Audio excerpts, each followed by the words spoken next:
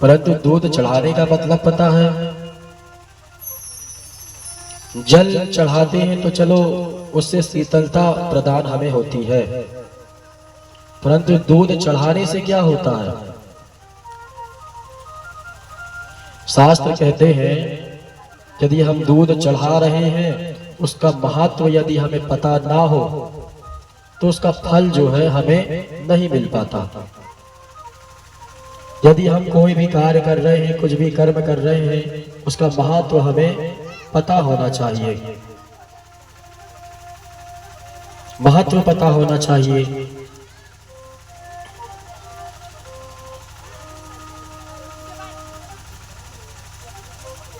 दूध का मंत्र क्या कहता है?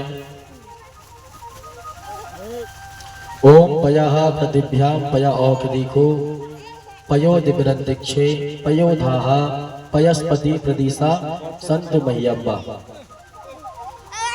शास्त्र में, वेद में दूध को संस्कृत में पया कहा गया है। पयः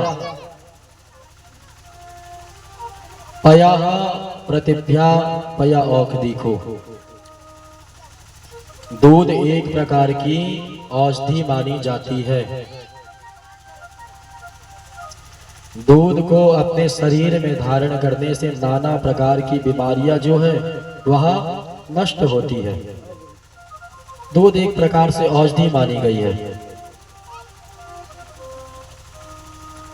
तो दूध का मंत्र कहता है कि ओम पयः पृथिव्याम पय औषधिको। दूध एक प्रकार की औषधि है। यदि हम भगवान को अर्पण करें तो एक ही भाव हमारे मन में हो कि हे भोलेनाथ, यह औषधि के समान हम दूध आपको अर्पण कर रहे हैं। औषधि के समान क्यों अर्पण कर रहे हैं? क्योंकि हमारे जीवन में कभी भी किसी भी प्रकार की, नाना प्रकार की बीमारी उत्पन्न ना हो, इसलिए हम आपको औषधि के समान दूध अर्पण कर रहे हैं। यदि मेरी मृत्यु हो तो मैं रोग से ग्रसित होकर के ना मरूं। रोग से ग्रसित होकर के मरना अकाल मृत्यु कहलाती है। रोग से ग्रसित होकर के मरना। जब हमारी मृत्यु हो ना तो हमारे शरीर में किसी भी प्रकार की बीमारी नहीं होनी चाहिए, किसी भी प्रकार की।